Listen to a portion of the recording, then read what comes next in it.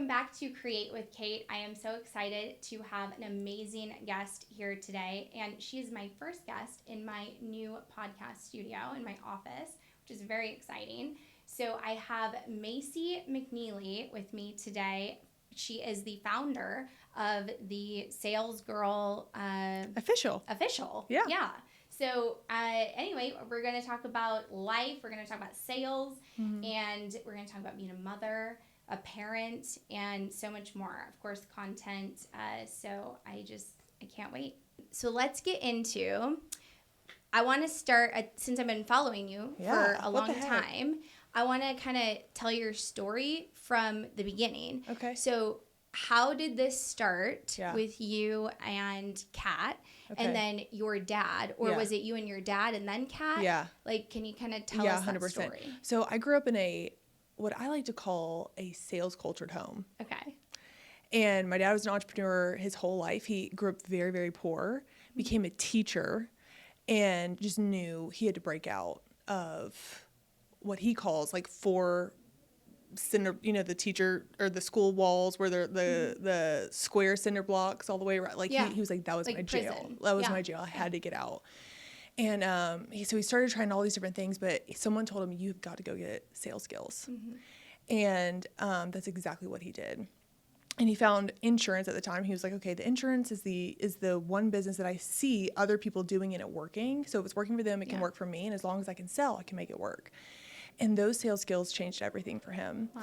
And that... Now, how old was he at this point? My sister was probably about 2 or 3 years old. So he was married with children. Married with kids. Okay. Yeah, he was a teacher married with kids. Wow. So he didn't start his business till he was like in his 30s. Okay.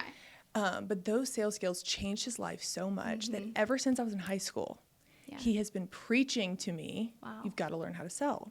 Now, did that bother you as a kid? 100%. I'm like, Dad, you are not cool. Yeah, like you're right. you're old. Kids don't want to hear 100%. it. Yeah.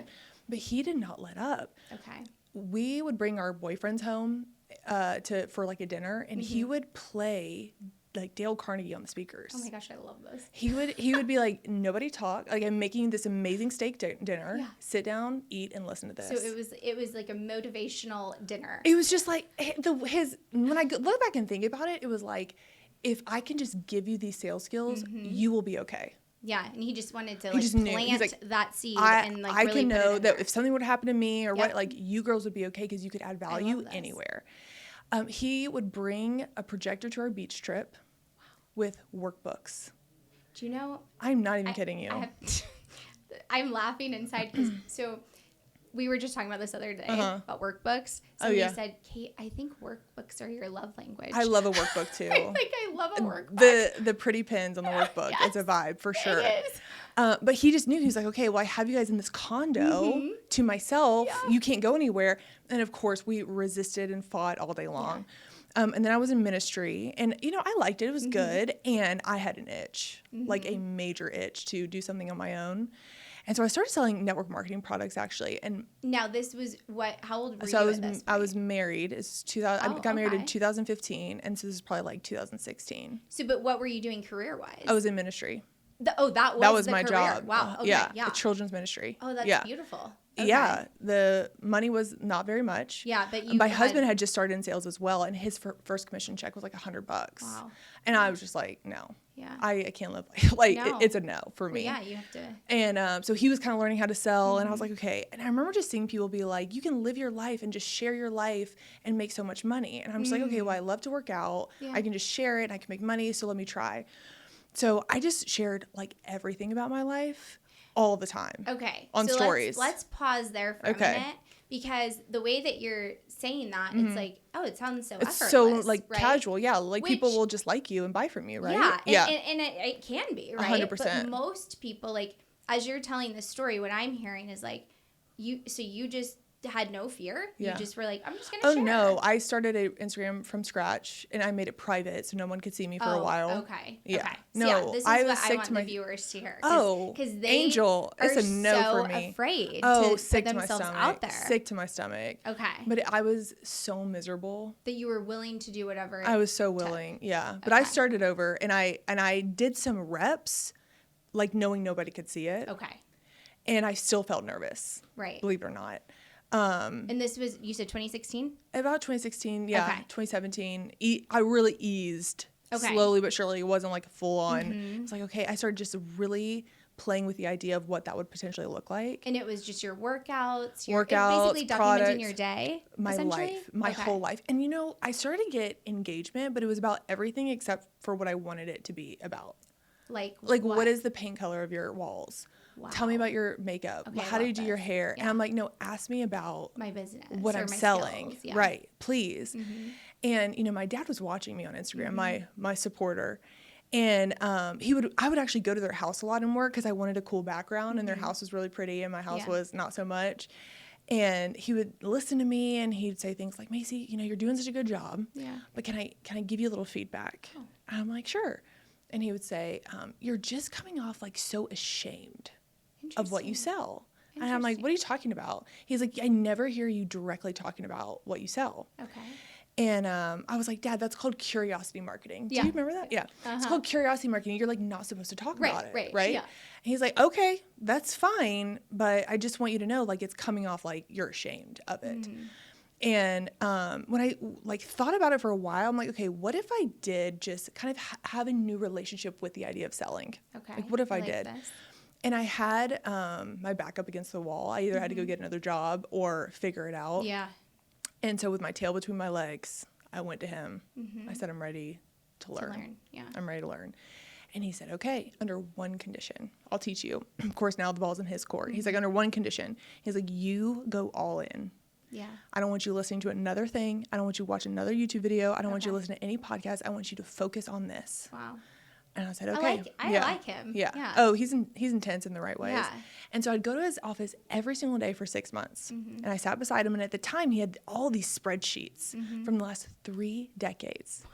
All of his learning from the last 30 years. Just tab after tab after tab. And it was all like color coded. And I was trying I'm trying to read what he's reading. And so he would just kind of teach me something. We would practice. I would role play. Oh, I love that. And then I would go and do exactly what he told me to do. I call it in the wild, which is just Instagram stories and conversations.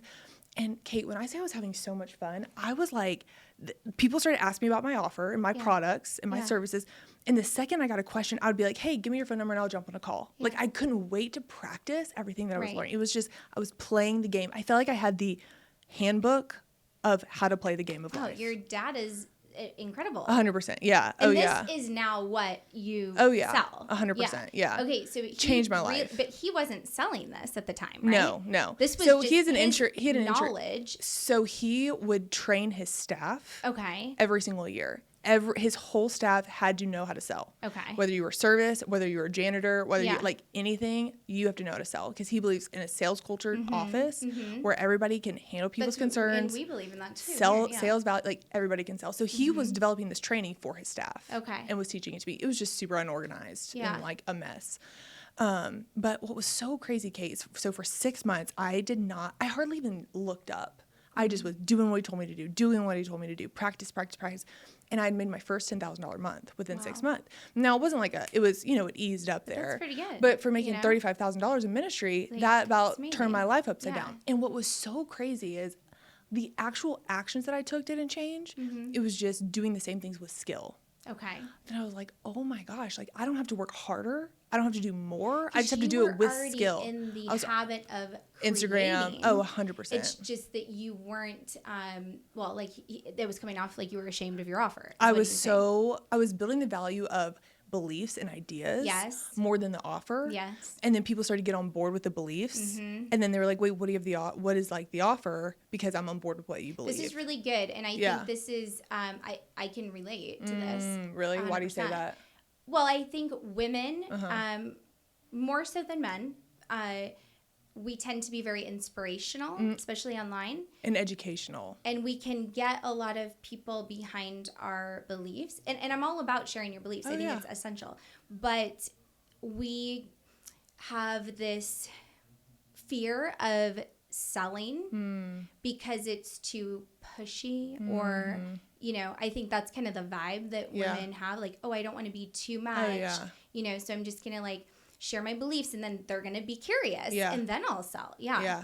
So we don't want to put it out there. Yeah. It's just so interesting. Like, so I could go off on that Yeah. because when people sell to me, it helps me. Oh, let me give you an example. Do you mind if I give you an example? Yeah, I love examples. So Myron Golden is our coach, and we got on his challenge. Okay. And part of being on his challenge, you can do a platinum level ticket. It's like a $900 ticket, and he coaches you. And For $900? For one question. Okay. You get I'm one like, question. No way. No, one question. So you okay. better make sure it's good. Yeah. 100%. Yeah. So, and I had known about his offers. I knew he had like a $27,000 one, a $55,000 one, a $350,000 offer, and then $1 million offer. Oh, he's $1 million. I didn't know that. Yeah, Wow. you're looking at someone who bought it. Oh, this is fabulous. 100%. Oh my gosh. So, but it started with a challenge. Yeah. Okay. So I found this stuff on in August, and then in October I was on the challenge, and Kat was on the August. Yeah, October. yeah. Okay. And Kat So it hasn't quite been a year yet. No, Okay. yeah. So we once he kind of like heard a little bit about our business, so when I saw the $350,000 offer, I had two thoughts. My first one was, that's not real. There's no way that's a real offer. I thought it was an anchor. Yeah. Because you can price things really high so that they buy I was like, for sure that's an anchor. That was my first thought. And then my second thought was, if it is real, there's no way I belong. Like there's not a universe. This is what you thought. Oh yeah. I'm like, there's not a universe in which I belong in that. Like who there's no way. Right. There's no way. It's called the VIP offer. VIP day. And when we were on the challenge, we kind of told him a little bit about what's going on, and he said one thing that changed my life. He said, I've never told anybody this before on a challenge, but you need the VIP offer. He said, if you get the VIP offer, you will have between a $5 and $9 million a year next year. Wow. Okay. So that was really direct. Very direct, yeah. And that statement transported me into a universe in which that was a world for me. Wow. That I could be a part of that group, that I could run with that crowd. Like in a dime, I was like, okay, if Myron Golden believes in me like that, I can believe in me like that. Yeah. So he doesn't just say, but he's not just selling to anyone. For sure. I mean, it's the right people. Right? But yes. But the thing is, like, so many women have offers that would transform people's lives. Yeah. And I know for me, I see people walking around in life and I'm like, their lives would change if they had what I have. Yes. And they think, oh, but I don't want to come off as pushy. So it's selfish. But I'm like, it's so selfish. And instead, I'm like, what if you thought about, like, the more offers that you sell, the more people will propel? Like, what if you thought about it more like that? Yeah. And I like to tell people, Myron didn't offer me his offer. He offered me our future. Like, what if you could offer someone their future in a completely different light that they've never seen before? In that case, it's your duty and your obligation. The most selfish thing you can do is worry about how you come off. Yeah. Like, are you kidding me? Yeah. No, actually, nobody cares about you that much. They care about themselves and their own future. Yeah. And here's the thing. People's focus is like gravity, which means it is always naturally they are thinking, that room's not for me. Yeah. There's no way I could do that. Yeah. She's different than me. She's more special. She's got something I don't have. And it is your job and your duty to keep their focus up, which is you could have a $9 million year next year. Yeah. This is for you. You do belong here. You could have the body of your dreams. You could have the energy that you've never had before. Like, that is your duty, and that's offering someone their future. Your offer just happens to be the piece of that to get there. And if people just had this new paradigm shift of it is not about huge, you. Though. I mean, that's... Like, I'm so thankful that he made me the offer. That $350,000 offer, we wired the money. We went on a Thursday, got on a plane on a Sunday to go to Tampa. Okay. And then 2 weeks later, we actually made that investment back based on what we learned. 2 weeks later. 2 weeks later. Now, that's pretty incredible. It's insane. It's hard to wrap your mind around. I'm struggling with my belief right now. I'm not going to lie.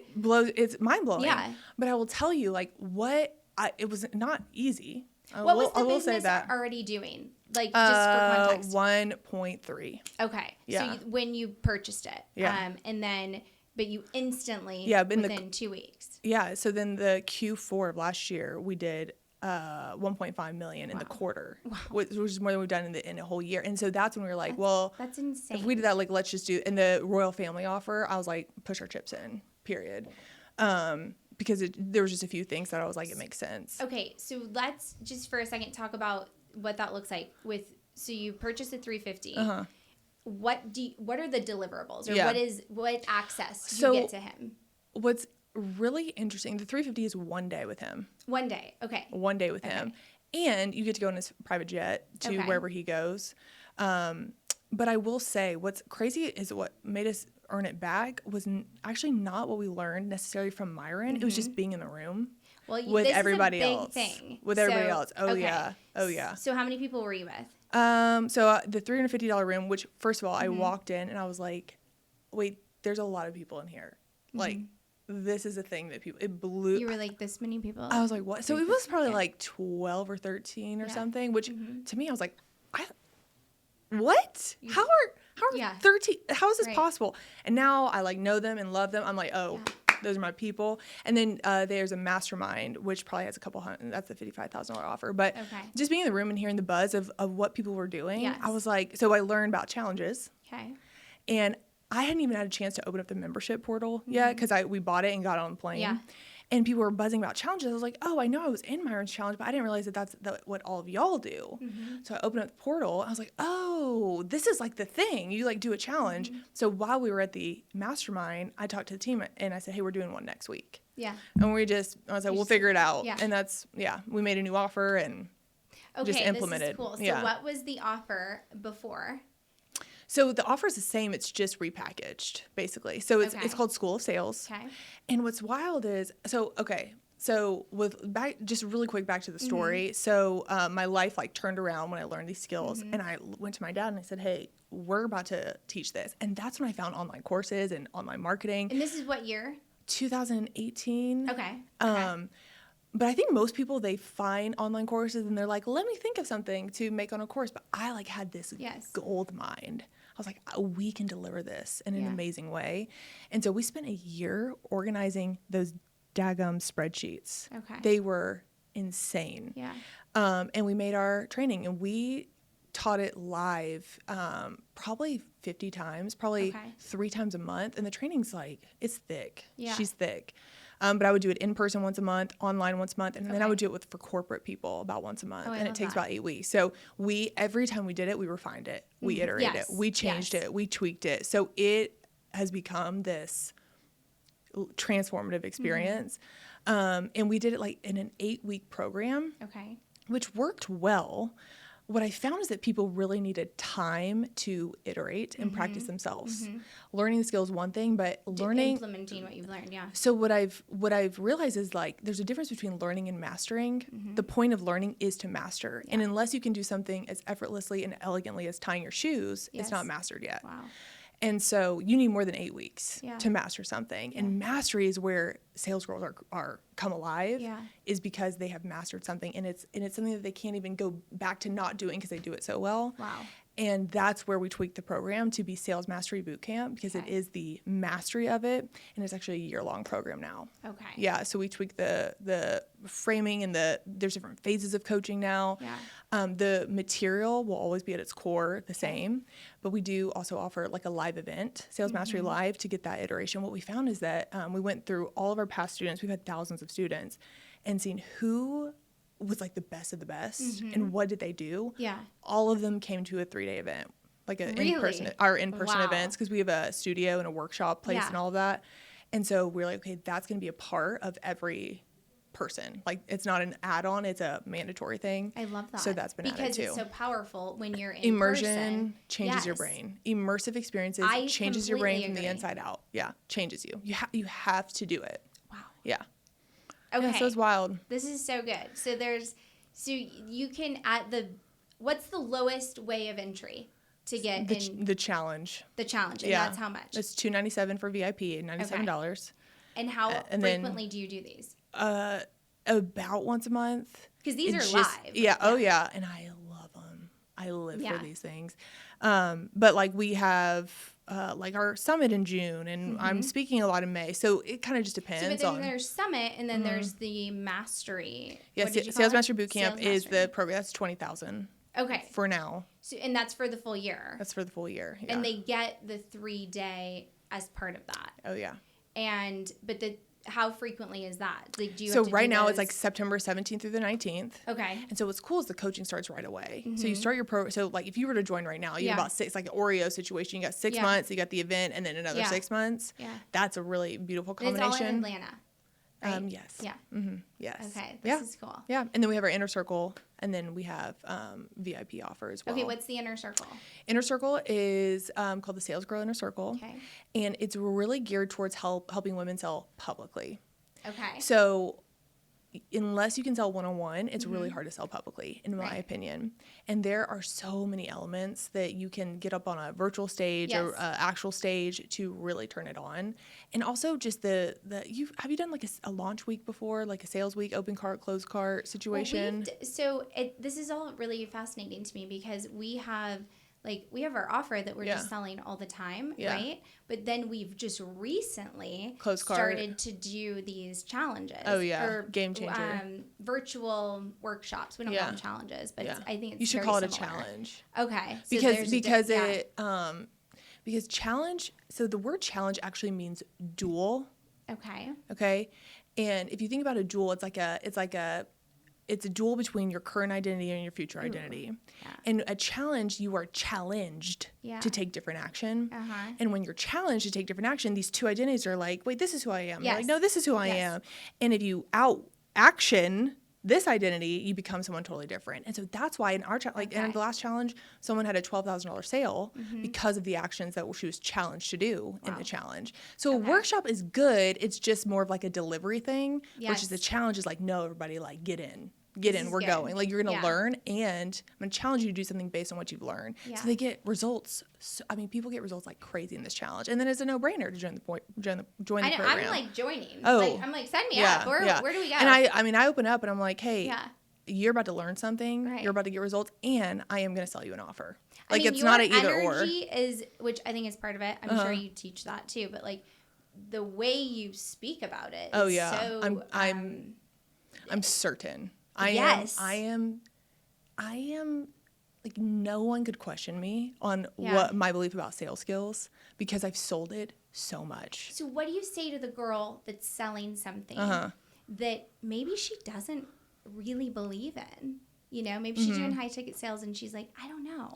Like, is it her own offer or if it's someone else's else's offer? Oh, okay. Offer. Yeah. So, what would you say in that situation? Yeah, it's a good question. Is there something you're thinking about right now? Well, I've heard this before, like where, I was in, so Kayla Hodges, I was in her sales training. Cool.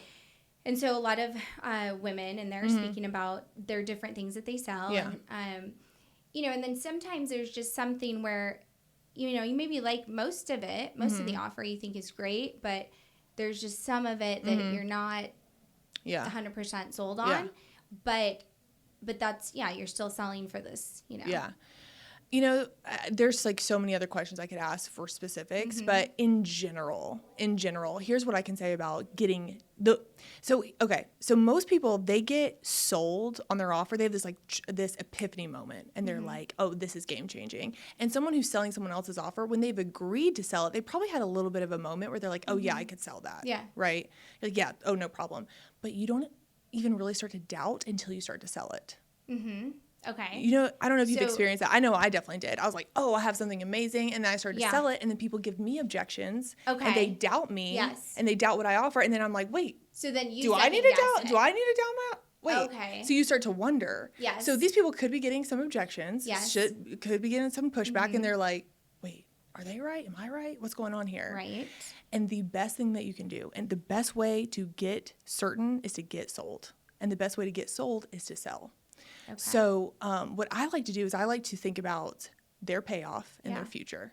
Okay. So when you think about not what they have to do, but what they get out of what they do, you really start to think about the person and the possibility that their future will hold, and you get excited for them. Right. So what most people do is they're always like advising and educating. Here's what you do. And they're thinking about their offer a lot, right? And instead of the transformation. Exactly. And so what you just said is they don't like a few things about the offer. So they're thinking about the offer itself. And the biggest problem that people have is actually talking about the offer way too much. Right. It is not about the offer. Right. It's actually never about the offer. Yeah. Ever. And the more that you think about the offer, the more that you like fall in love with it. Mm-hmm. That's why I hate it when people go into this not content, but this offer creation cave, because they think about the offer so much and then they love it so much and then they talk about the offer so much. Right. And nobody cares about the offer. Yeah. They care about what they get out Sure. of the offer.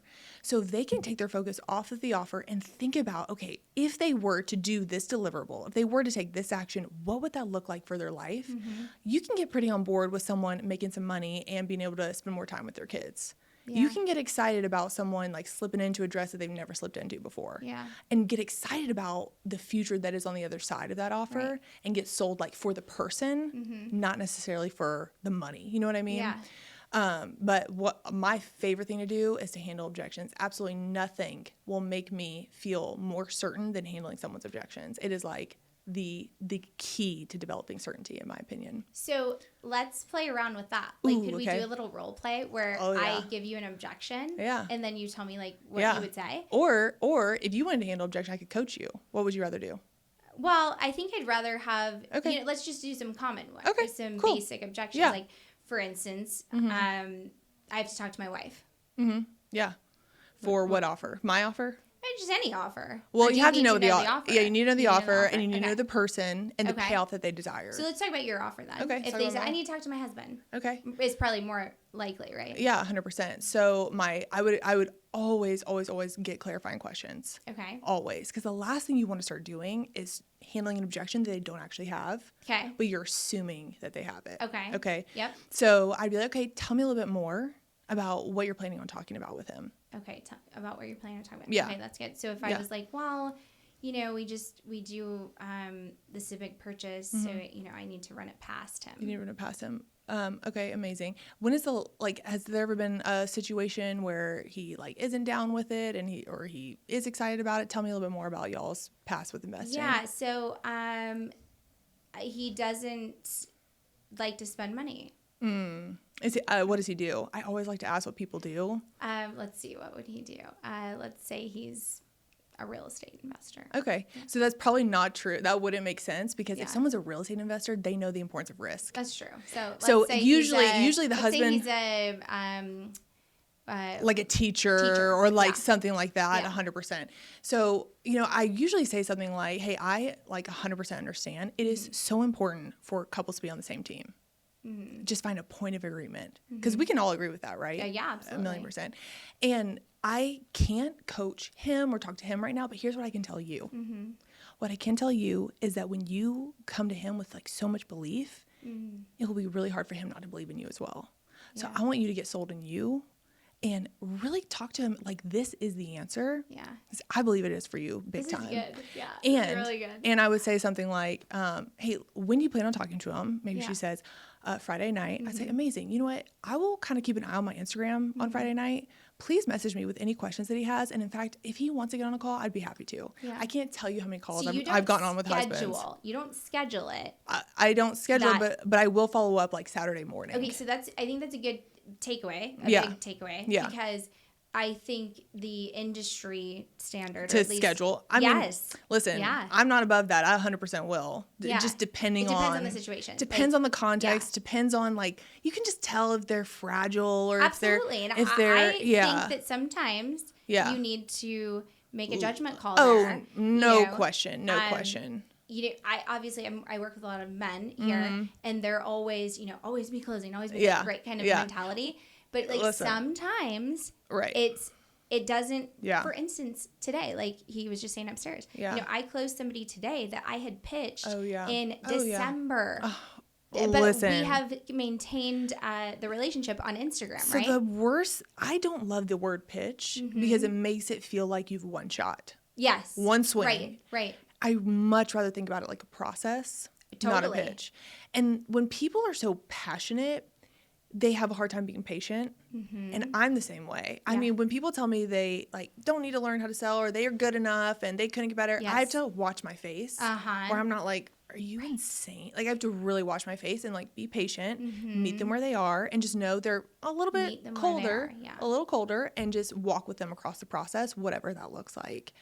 But I'll follow up with them. I love to get on calls with husband. And a great thing about a challenge, I just had a challenge and someone said I let him watch the coaching Macy did, and he was all on board after he watched the coaching. So just to demonstrate what they're about to learn, always the testimonials. I mean, I have so much evidence of testimonials. I'll send all day long. I'm like, I'll create podcasts for husbands. I love that. And I'll say, hey, I'll send you this podcast and you can just send it to him. Yeah. Just anything I can do to be their salesperson for them. And just know that a no right now isn't a no forever. Yeah, that's really good. So there's a lot of, I assume there's training within your training on the follow-up.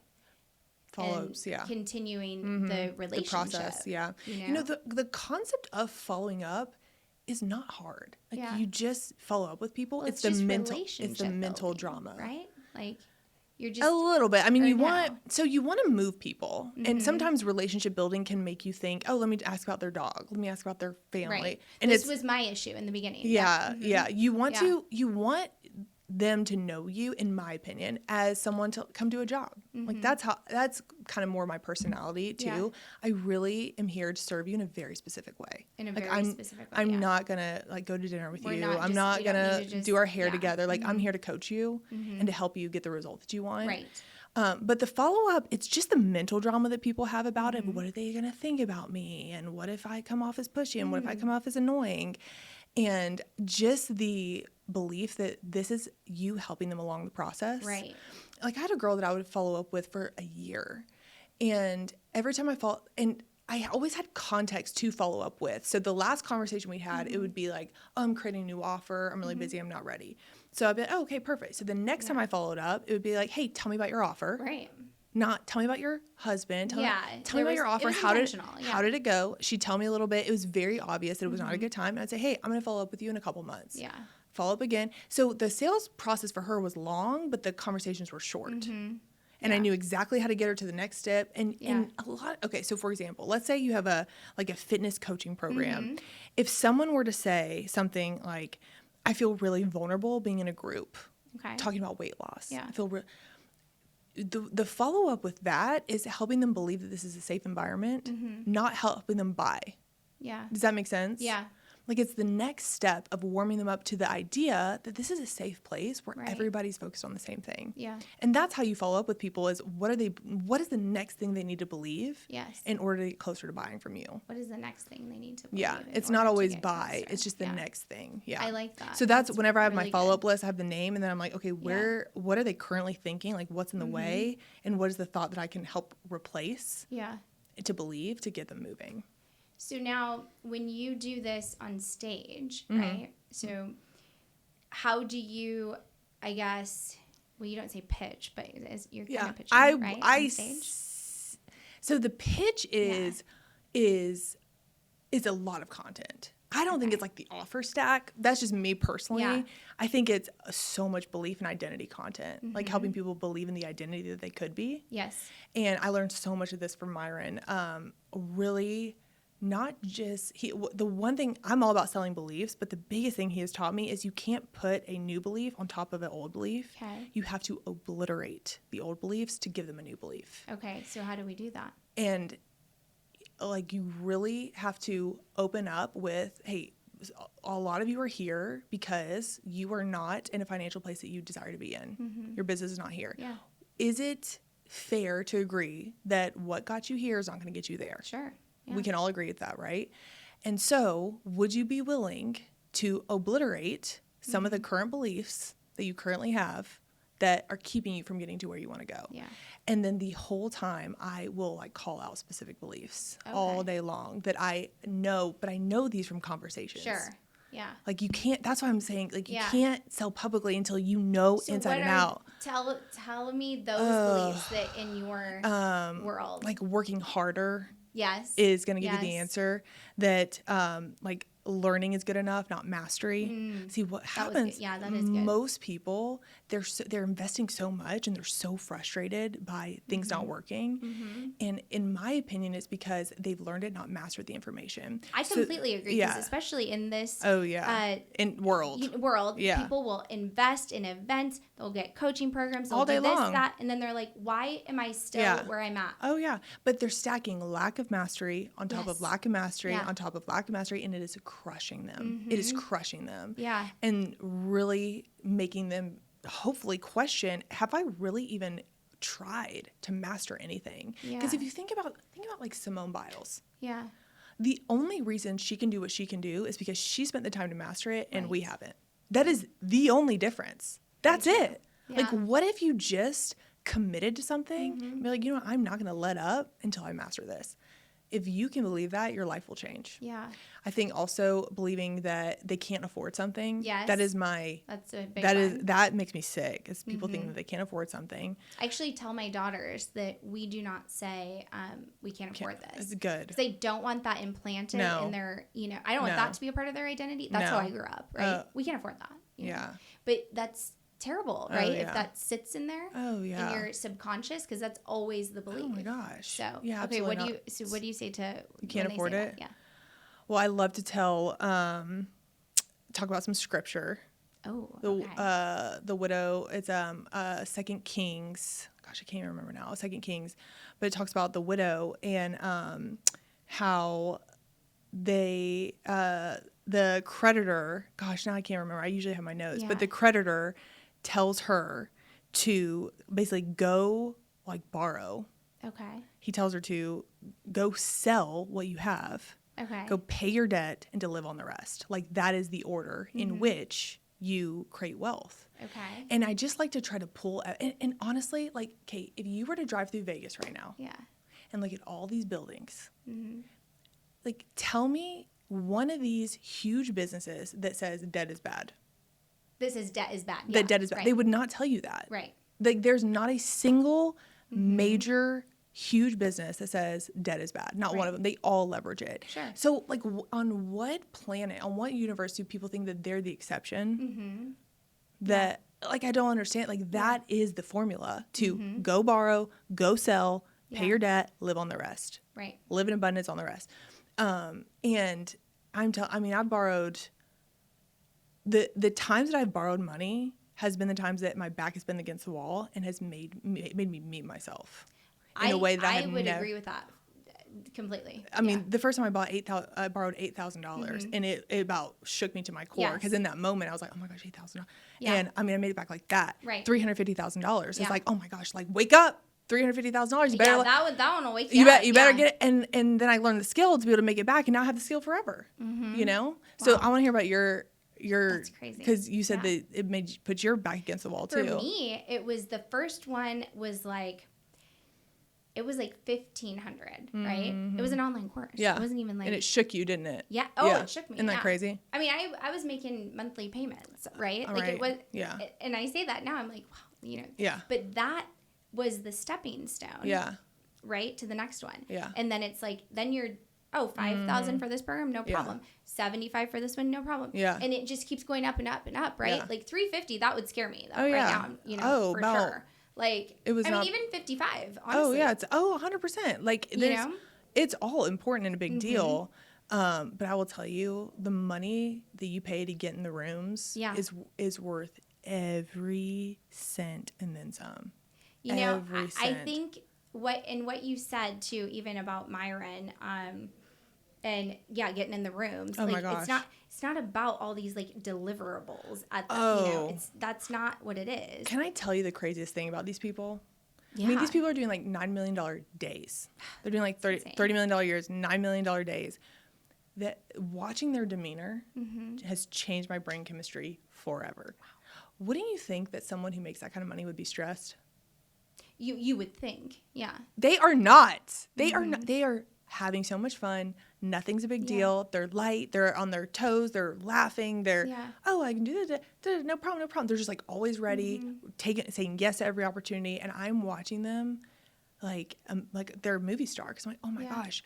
And so what's been so cool is really thinking about their demeanor and like me thinking about, okay, how can I emulate that? Because you think when I make that kind of money, I'll be like that. You actually have to be like that to make that type of money. You have to become. You have to be her first before it comes. Yes. And so that has been my mission is like, okay, like on the plane on the way here, Yes. I was like, okay, who is she? Like, what is she? How does she act? How does she walk? How does she talk? She's casual. She's fun. She's light. Yeah. She's serious. She's intentional. She knows, just really thinking through that has been, and having that as a reference point as I think through it, game changing. So that makes me think, this is a common question for women in sales.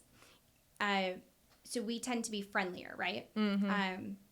Like you're a very bubbly, friendly, warm person, even though you like are very intentional and mean business.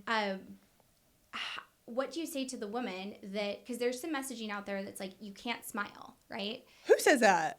Well, that's Kayla Hodges. Oh, really? Yeah, especially when you have a man on the other end, because then he will not respect you, right? Like, or take you seriously. I should say.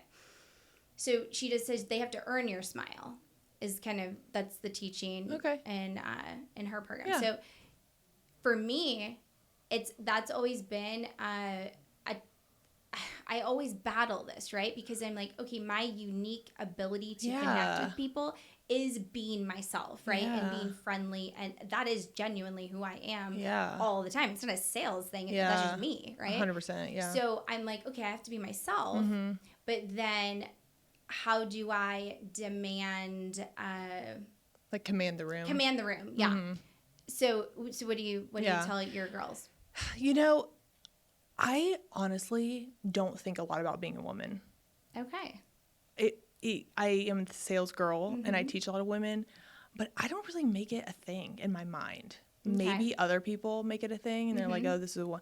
But I mean, my husband's in business and he's in sales, and not one, like, is he ever like, oh, she's a woman. Like I don't respect her. And that's just not the world that I choose to believe. I love that. Is a thing. Maybe it is. Yeah. But is it helpful for me to believe that, or is it helpful for me to believe that it's irrelevant? And I don't really want people to buy from me because I'm a woman and they like want to support women. I want them to buy from me because I'm the best. Right. Period. So that's how I think about it. And when I'm friendly and warm, I like want people to open up. Yes, I'm trying to get as much information as I possibly can. Right. Because a sales message is, the way I like to think about it is, Chopped. Have you ever seen Chopped, the show? No. So but I'm gonna go watch it. All these, I mean, it's nothing groundbreaking, but all these chefs get these baskets, and they're like, open your baskets, and it's all these random ingredients, and they're like, okay, you have to cook a meal in 30 minutes. Ready, set, go. And it's like orange juice and dog food. It's like random ingredients, right? So when people are giving you information, that's like ingredients that you get to make a custom meal for them based on what they tell you. And the more ingredients I can get, the better. Like knowing who your kids are and knowing what you did this weekend. And like, I want to know all that. That helps me know what you value. Right. How can my offer make what you value so much better? Okay. That's what I want to know. Yeah. So I'm just trying to imagine if I'm like cold stone, I don't know if I would want to open up to me. Right. Maybe I would. I'm not really sure. But that's just my thought. I think that's a good perspective. I think that there's a way to be certain, because you're certain, but I'm also warm, right? So there's a way to be certain and warm and loving. Yeah. Well, and to be yourself. And the thing is, the thing with women is typically, I don't even know if this is totally true, but I do think in sales conversations, people are more likely to open up to women. Absolutely. So why wouldn't you just leverage the heck out of that versus fight against it? Right. You know what I mean? Trying to like be the man, just like be her. Yeah. No, I do think that is an advantage for sure. I think probably the missing link, or the area that I guess I would need to master as I'm listening to you, is the certainty. Okay, what are you not certain of? What is your offer? I think it's a perspective shift. As like I'm having this moment where, let me get some of my water. Yeah, you're fine. I'm hearing you speak. So our 25K offer. Yeah. Well, actually, you know what? Let me not talk about that one for a minute, because let's talk about this other offer that I've been working on, which is our one-on-one with Ryan. Okay. Now, obviously, that's not for everyone, because that one's $100K for the year. And we don't really advertise one-on-one with him. How often? once a month for a year. Wow. Yeah. On the phone or here? Or? You can come in person or on the phone. Wow. Yeah, Okay. or on Zoom. And really, the value in that is the access to him and then crazy. the people, right, that you meet, and by having that kind of access, and then what you learn from all of them, right? And but I guess maybe in my mind, as I'm listening to you, maybe I was so focused on the deliverables that I'm like, okay, how do I piece these together? So let me think of one person that would be a good fit for that offer. Yeah. Can you think of one person? Yeah. Okay. What would be in it for them to do that? So, I actually did sell one recently. Way to go. Thank you. And they have really a unique business. So it's a window tinting company. Brilliant with real estate. They've done really well here locally. And now they want to create an education program and go, all over and help these other businesses. Yeah. And they have really gained traction with their podcast. So we helped them with that. And anyway, so now they need to expand, right? Especially like with the digital marketing. Like they don't know anything about that. Right. They know how to build what they've built here. Yeah. But so having somebody to guide them and then also connect them with the right people. Okay. So you can have one-on-one with him for beneficial. anything, for either real estate or anything. Okay. Yeah. So what's in it for them? So to me, I guess that was what I thought is the connections and the guidance from somebody that's done it and knows how to do it really well. Yeah. Okay. So, but think about like really how that tangibly would show up in their life, like tangibly. Like really think about that. So they would have to. So right now they work a lot of hours. Okay. Right. If they were able, or when I should say, they're able to build this, it's more money, right, for them and their family business too. Okay. That's another, I guess, important So they're like building a legacy here. Yes. Okay. And, they want to be able to take care of the mom and dad that started the business. Huge. Okay. I mean, the dad, like he has been, I think he started it when he was like 18. Wow. And now he's in his 60s. And so, and these are brothers. They're brothers that are, that I sold the offer to. And so yeah, it's really a big so this is like a reputation that they're building here. Yes. This is something that they will pass down for generations and generations. And this is something that, oh my gosh, that is amazing. So like really think about the way that like these brothers will be able to make their dad proud. Yeah. Think about like the way these brothers are going to be able to raise their kids through like the reason people don't keep money that they were given from like generational things is because they weren't the ones that earn it. They haven't become the person to be able to keep the money. Yeah. So to have a business to not only raise kids in it, they're going to have money, but also develop them as people to be able to keep the money. I mean, there are so many like tangible lanes in which this would play out for them. And that's what I would just encourage you to think about. No, that's really good. Like, know those kids' names. Yes. Know, like, the fact that you knew he was 18 years old, know the relationship with them. Yeah. And just be so, you have to believe the result will happen for them more than they do. You have to. You have to be certain for it. And I will tell you, like, the thing about investing, I mean, when I walked into that room with all those people who spent $350,000, I remember thinking, wow, Myron didn't need my money. Like, he did not need that, but I needed to wire that money. Like, I needed to do that. That day I wired the money, I will never forget the feel. His thing is called, like, Skillionaire Enterprises. And the guy wiring, he was like, are you sure this is where it goes? Like, Skillionaire? I'm like, yeah. Like, to verbally be like, yes, 350. Like, it just changed me. And I'm so glad that I had that experience. And so when I'm, like, taking people's money, I'm like, you're welcome. Yeah. You're welcome for this experience. I've given my offer away to 2 people for free in my lifetime. This was years ago. What happened with that? Those are the only 2 people that have never logged in. They've never even opened their portal. And when I realized that was the case, I said, I will never, ever, ever give it away for free. I love people too much for them not to take this seriously. Wow. And so the more that people are spending like that, the more they are about to like buck up in the best way. Yeah. And I want you to be so excited for them to write that check because it's going to change them forever. Wow. So I want you to like think about, I'm pulling for them to make this decision because of who they will become from writing that check and the way they will pay attention like never before. Right. And they will implement like never before. Like that is got to be what you have to be thinking. That is true. When you're talking to them. That's where the certainty comes in. And I will say, since I've spent $1 million on a coaching program, I feel really confident in talking to someone through an investment. Right. Like you're I done confident at this point. I done been there. Like I know exactly what you're going through.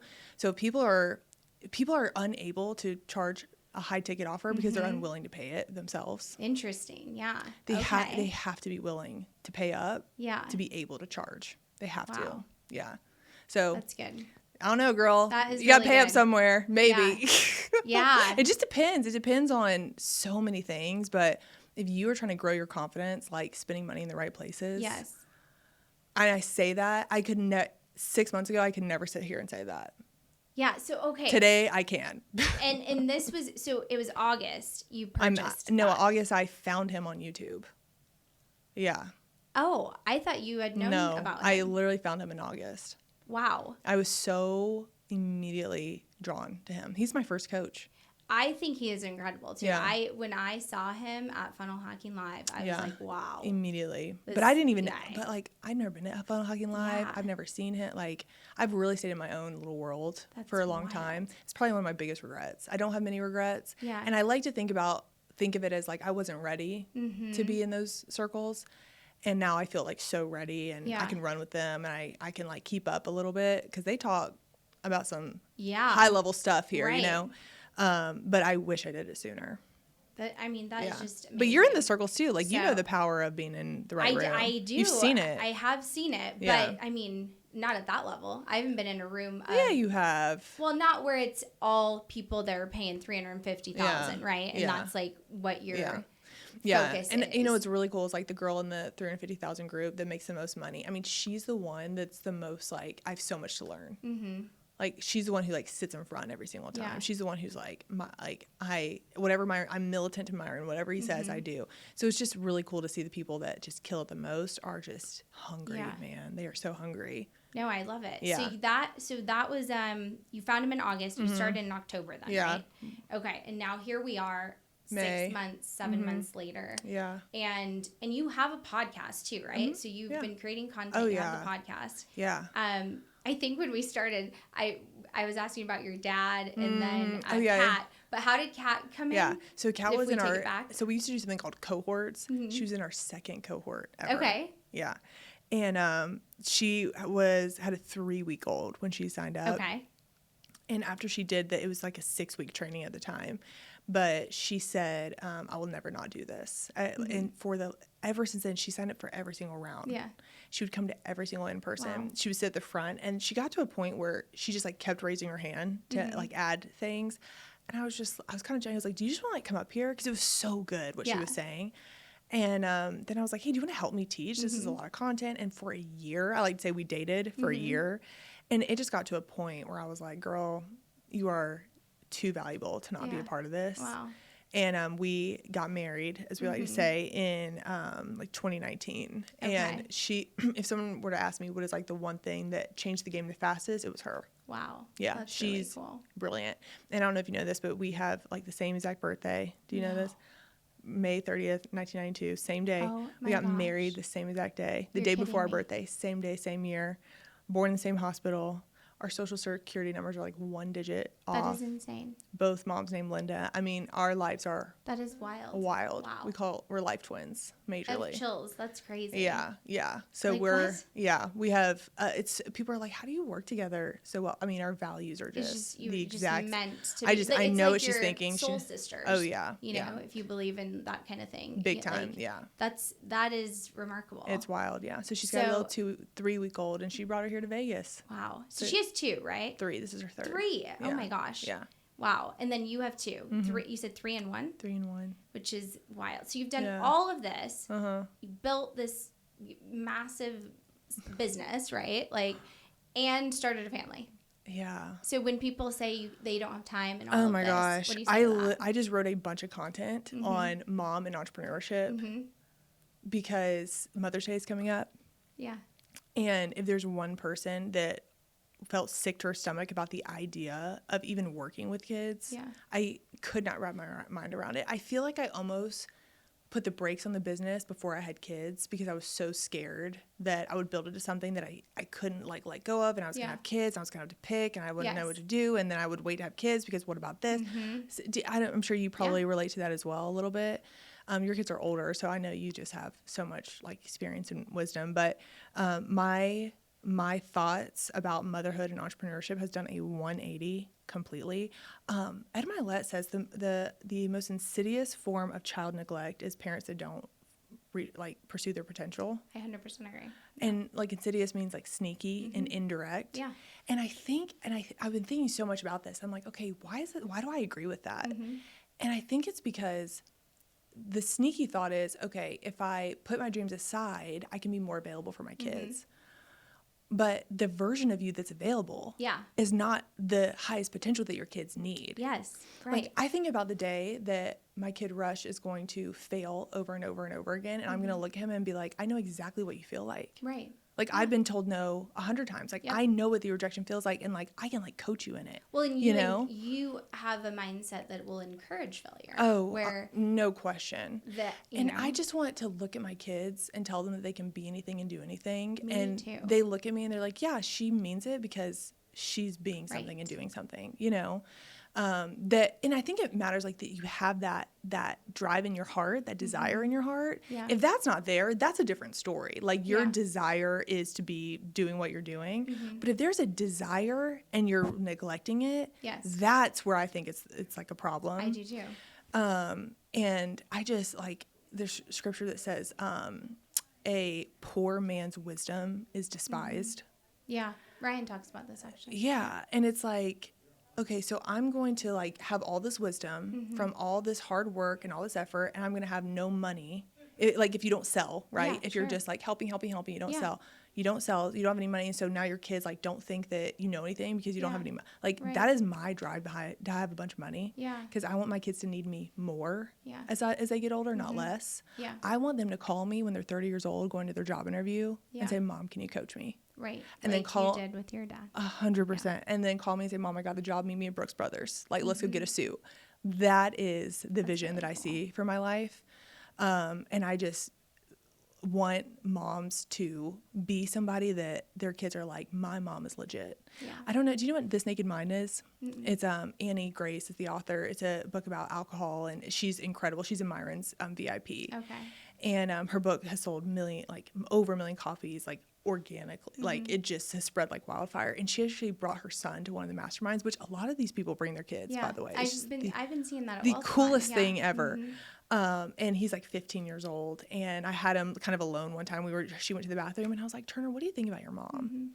He was like, "Oh, she's so legit." And I'm just like, what 15-year-old boy would ever call their mom legit like that? He was like, "She's incredible. She's so cool. Wow. She's so legit." Like, I'm like, do your friends like know who she? I mean, she's low-key famous in this world. So what's the book? It's called This Naked Mind, and it's all about how to live an alcohol-free life. It is so good. We did a little work with her. Okay, I need to read this. So I don't drink alcohol.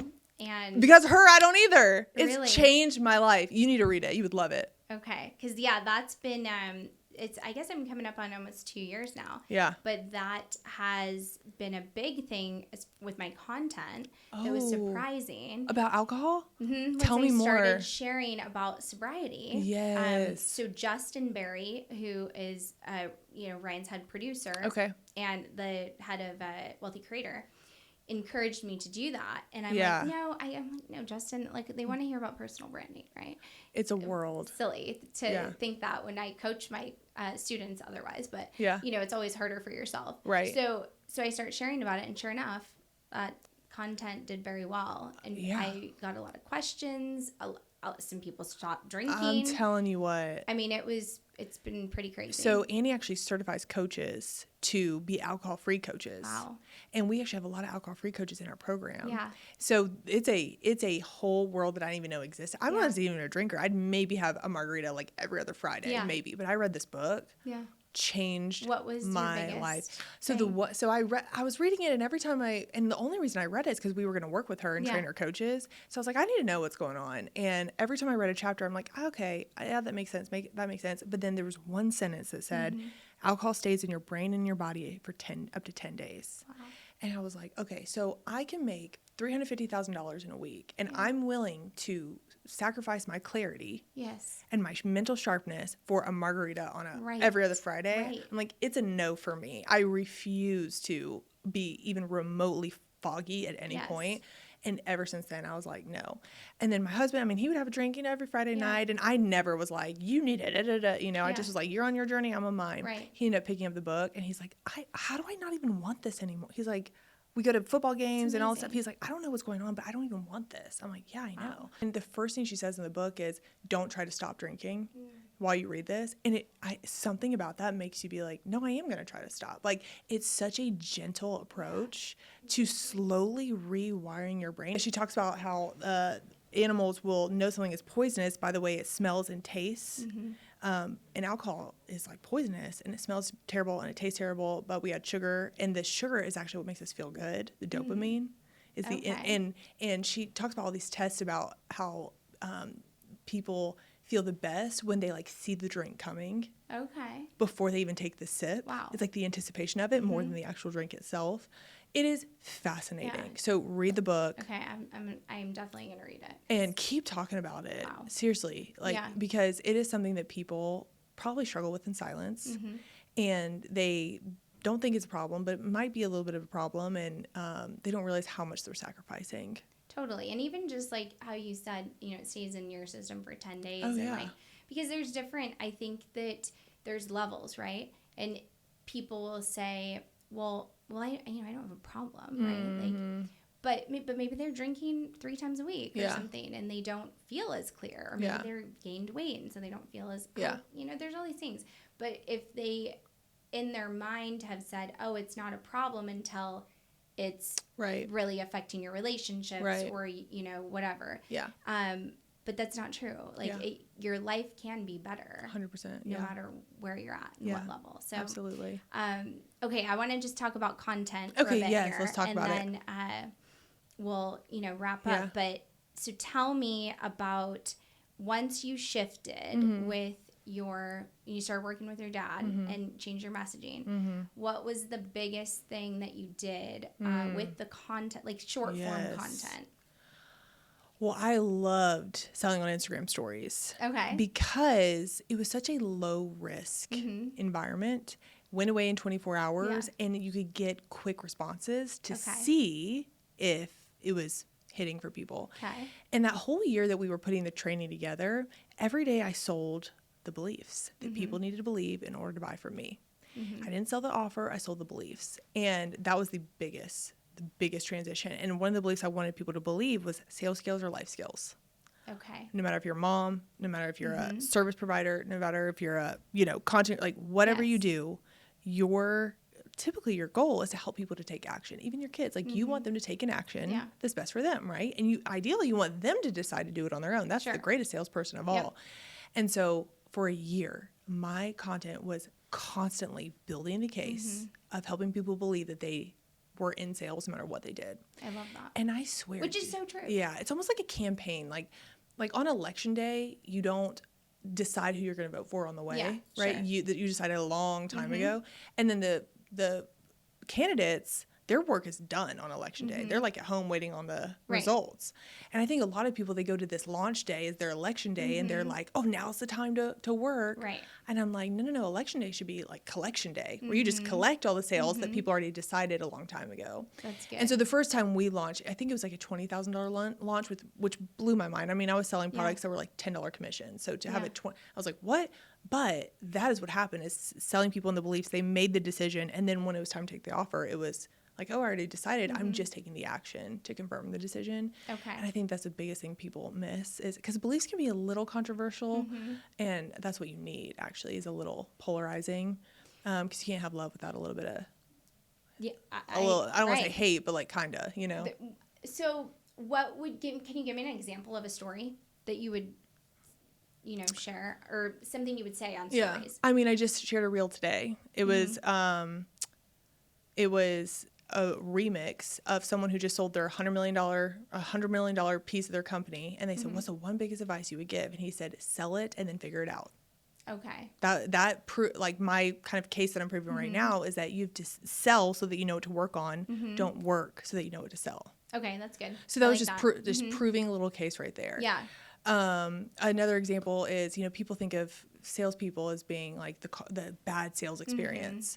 But what they don't realize is they're having amazing experiences all day long, but they just think that they're good people. So for example, the dentist that sold my dad on flossing every day, not just, hey, you should floss and here's why, but sold him to do it every single day, is the very thing that saved his heart health, that now he's like an amazing grandfather, like the person who sold prom dresses to, my sister-in-law's, like helping her feel confident enough to actually go to prom, like that was a sales job. But people walk away and they're like, oh, that lady was so nice. I'm like, no, that was an amazing sales experience, and you don't even realize that you had one. That dentist was such a good dentist. Like, no, she sold the value of flossing every day. So how did she do that? Because that's a big one, right? Yeah. Like, everyone says floss. Yeah, so people say, there's one way that's like, you should floss 2 times a day. This is really important because of the plaque and the plaque. Right?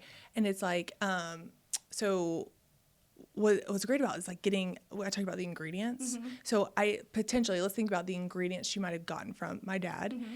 She probably saw some situations going, probably asked about how much he flossed, and she probably asked him about his heart health, because the heart and the mouth are super connected. And so I actually didn't know that. Oh The heart and yeah. mouth are super connected. Oh yeah. Like heart problems a lot of times come from like gum problems. Wow. Yeah. And most people don't know that. I didn't. And he actually did have a couple of heart things go on. And I am assuming that the dentist probably said, hey, when you floss, like your gums are a huge indication of your whole body health. And when you do it, Look at me. I'm like, that's what I'm saying. So now you're probably gonna floss a lot more now, right? Yeah, it's funny. Yeah. I actually just started to like up my flossing Yeah, game. yeah. And so the dentist probably said something like, when you do this, you'll be able to like roll on the ground with your grandkids for decades to come. Wow. And that's that payoff, that future, offering someone their future, not like, hey, your gums will be healthy. Yeah. No one wants to think about their gums. No. What they do want to think about is being the grandparent that they desire to be. Absolutely. Yeah. Wow. Yeah. That's really good. Yeah. Oh, this is like such a good podcast. I'm thinking of a bunch of other podcasts that you need to be on now. Oh, in my hook mind, me up. I am going sister. to, because this is so valuable. You are an incredible question asker. Oh, thank you. And one of the best listeners I feel like I've ever seen in my life. Wow. The reason I say that is your questions built on the last one. Yeah. So beautifully. The context that you had was just really impressive. Well, I love this. Yeah. This you did is a my good favorite job. thing to do. Yeah. And I want to finish it with this too, Okay. because I've been thinking about this as you're telling me the story, and about being a mom and a parent and the impact. So you grew up with this dad that was very, he had a lot of belief in you and himself, and which makes such a difference, right? And I had a dad like that too. It's crazy. I like all these similarities. So today, it's actually the day that my dad had a heart attack. Oh, I'm sorry. 5 years ago, and instantly gone, 57 years old. Oh, man. And I say that because I'm like, my dad was my biggest believer. Yeah. He gave me the book Think and Grow Rich when I was 10 years old. Like, got me to think differently, right? Yeah. And I grew up with my mom. So my parents were divorced, but my mom had just more limiting beliefs, right, about things. And of course, loves us and wants the best for us, but sometimes couldn't see the bigger ideas or vision. And my dad always could. So it was fun to be able to, hey, I want to go do this. And, believe in you, right? That helps you because you want your parents' approval. Right. So my question to you is, for the people that have this desire, as you would say, right, to do more. Maybe the mom that wants to do more, but feels that if she did more, that would be taking from her being a good mother. Yeah. And maybe she even gets a little judgment from her parents, because that's their belief. 100%. Yeah. So if you don't have that parent that is your cheerleader and is rooting for you, what do you say to that person? Yeah. I have struggled with this, like I said, long before I had kids. And do you know what Brooke Castillo is? She's runs the life coach school. I saw her, I think, at Funnel Hacking Live. She's incredible. Yes, yeah. I do. So someone asked Brooke, what if I neglect my kids, if I pursue my dreams? And she said something so simple. She said, just make this decision right now that you won't. Yeah, right. And I was like, I remember listening to that and being like, is it that simple? She's like, just decide you will not neglect them, and then define what that means. Yeah. And then build your life around it. And so I did that exact thing. And so my definition is I'm with them in the morning and I take them to school. I do my work from about 8 to 2:30. I pick them up between 2:30 and 3, and I'm with them until bedtime. And that's just my day. And then if it doesn't get done, it doesn't get done. Or most of the time it gets done, it's just B minus work, and it's I got food in my teeth, and it's not edited just right, and it's kind of a mess, and there's typos, but it's done. That is my definition of this is how I do it. And if you can just make it, really is that simple. Yeah. Sometimes creating the story of what if is draining your energy so much rather than just deciding what it looks like and then just doing the work. It's so good. And people just drain their energy by regret and thinking about worst possible outcome. And I'm telling you, the future of your life only lives in your mind. And it takes just as much energy to think about worst case scenario as it does best case. Yeah. So why wouldn't you dream up best case scenario? Yeah. And I've just decided this is the life, this is the schedule, this is how it works. And I plan to homeschool and hire a teacher and bring them with me. And, I love that. Come to Vegas, come to the masterminds and do your work. That's my goal and my vision. Yeah. And I just can't wait to be the mom that is able to look at them and say, you can do anything and be anything. That's so good. Yeah. I'm just I'm blown away. I absolutely love everything about you. I think you're literally changing lives. Thank you. This conversation is life changing for me. Thank you. And I think that it's so important to hear this message. I mean, I hear this all the time. Now I'm a single mom, right? So I went from, having some help. Not that, he's still in their lives, but I'm a single mom. I work full time. I have 2 girls, and sometimes people will say to me, how do you do it all? Yeah. Right. And I just say, well, I just do it. Yeah. Just do it. That's because you do. Yeah. Right. And I love being a mom. Yeah. I'm so grateful that I am a mom, and I also love working. Oh, me too. And I can love both. Oh, yeah. It's okay. Yeah. I don't have to pick. And I'm telling you what, there's some stuff that I just don't worry about. Yeah. Laundry don't get folded every single day. Right. It is what it is. And I have an amazing nanny that helps, and I love on her and pay her as well as I can. Exactly. You just figure it out. And it's day by day. The content thing you said too, I think is good for people to hear. Just do it. Just post it. If it's not perfect, it's okay. Oh. You're not perfect. Listen, if you're not embarrassed by the stuff that you posted, a few years ago, you're doing it wrong. It needs to be. That's a good point. Oh, yeah. 100%. So, and people appreciate, you being real. Oh, yeah. I think that's why I started following you years ago, is I just felt like not talking to her. I'm talking to a friend, but I'm not talking to you. You're talking to me. 100%, right? yeah. And that's exactly what you want. Thanks, so Kate. You're so sweet. And now here we are. The universe just delivered. That's right. You're really special, and this was so awesome. So thank you for having me. Thank you so much for doing this. And you're going to be on the Wealthy Business Podcast next. Let's go. And many more, because now I'm just thinking of all these people. That's amazing. Hook me up, Kate. Sounds good.